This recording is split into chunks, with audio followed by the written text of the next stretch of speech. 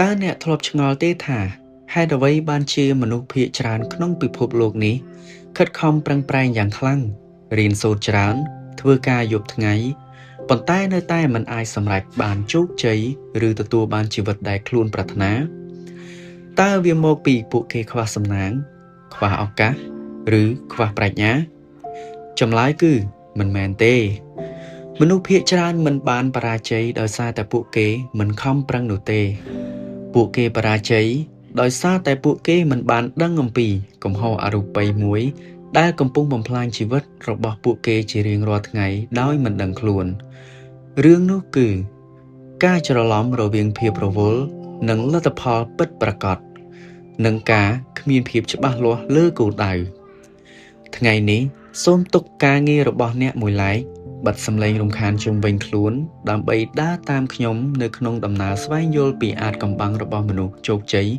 1% ដែលមិនដែលប្រាប់អ្នកចូលក្រឡេកមើលជីវិតប្រចាំថ្ងៃរបស់អ្នកភ្ញាក់ពីគេងប្រញាប់ប្រញាល់ទៅធ្វើការដើម្បីតបអ៊ីមែលរត់ចុះរត់ឡើងដោះស្រាយបញ្ហាចំពោះមុខរួចត្រឡប់មកផ្ទះវិញដោយភាពហត់នឿយ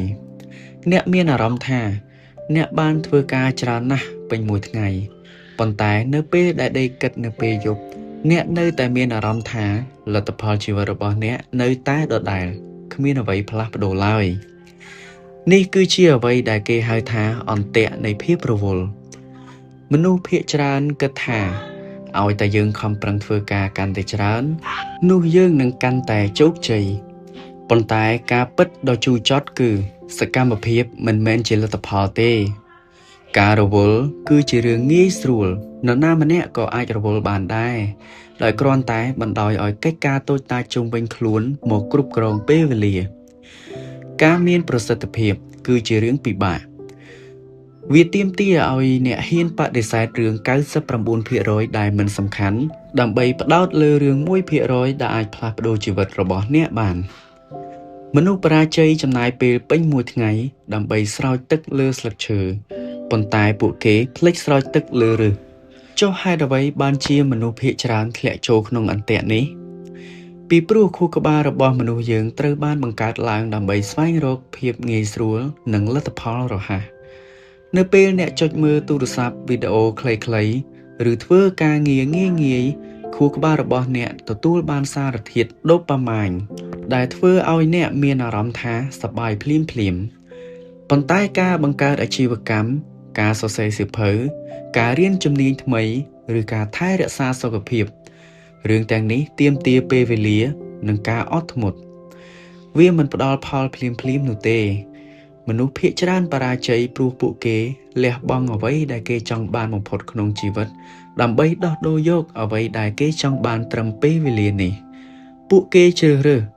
ការគេងបន្តិចទៀតជំនួសឲ្យការក្រោកមកហាត់ប្រាណការទេសនាការកម្សាន្តជំនួសឲ្យការអានសៀវភៅអភិវឌ្ឍខ្លួនការចាយវាយដើម្បីបង្កើនមុខមាត់ជំនួសឲ្យការវិនិយោគដើម្បីសេរីភាពហិរញ្ញវត្ថុរាល់ការសម្រេចចិត្តតូចៗជារៀងរាល់ថ្ងៃនេះហើយដែលបូកបញ្ចូលគ្នាបង្កើតបានជាការបរាជ័យដ៏ធំនៅចុងបញ្ចប់ឥឡូវនេះចូលយើងនិយាយអំពីអ្វីដែលអ្នកត្រូវដឹងដើម្បីកែស្ថានភាពនេះប្រសិនបើអ្នកសួរមនុស្សជោគជ័យបំផុតក្នុងពិភពលោកដូចជា Bill Warren Buffett ឬ Steve Jobs ថាតើអ្វីជាកត្តាសំខាន់បំផុតនៃភាពជោគជ័យចម្លើយរបស់ពួកគេគឺដូចគ្នា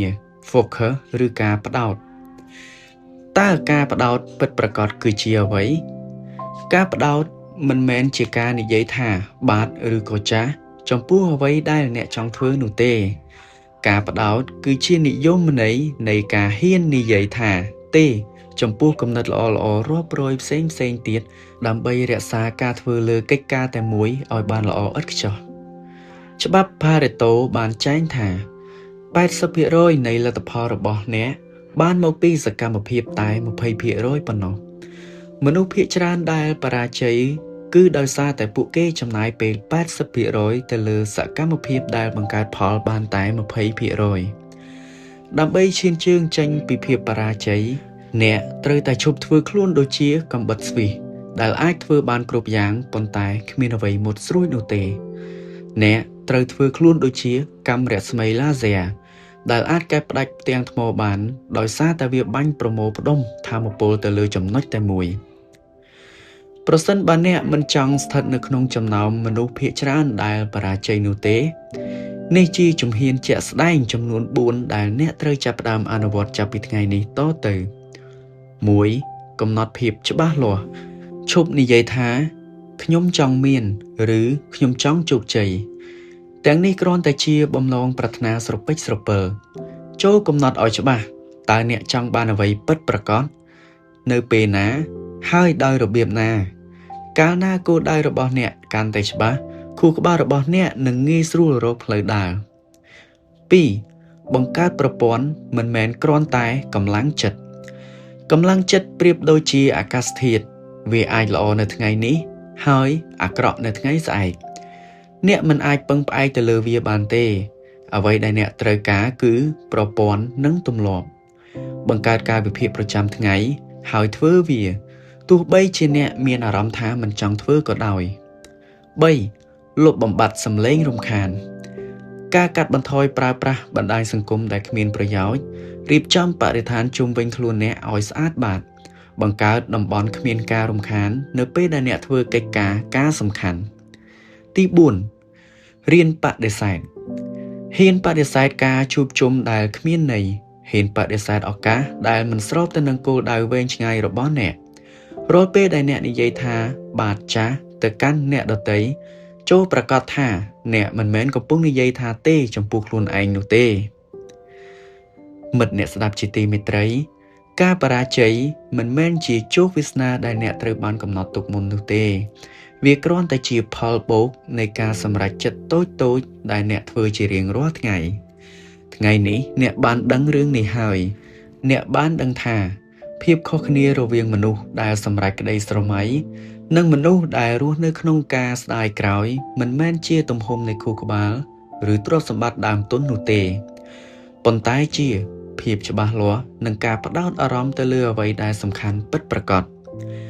ជីវិតរបស់អ្នកគឺជាការទទួលខុសត្រូវរបស់អ្នក 100% គ្មានអ្នកណាម្នាក់មកសង្គ្រោះអ្នកឬមកសាងសង់ក្តីស្រមៃឲ្យអ្នកឡើយនៅពេលអ្នកបិទសៀវភៅ Audiobook មួយនេះអ្នកមានជម្រើសពីរទី 1 ត្រឡប់ទៅរស់នៅក្នុងជីវិតដដែលរវល់ក្នុងអន្ទាក់ដដែលហើយរងចាំលទ្ធផលដដែល 2 ឬក៏ចាប់ផ្ដើមបដិសេធរឿងមិនសំខាន់ផ្ដោតលើគោលដៅពិតប្រាកដហើយបង្កើតជីវិតដែលអ្នកប្រាថ្នាចាប់ពីពេលនេះតទៅជម្រើសស្ថិតនៅក្នុងដៃរបស់អ្នកសូមអរគុណ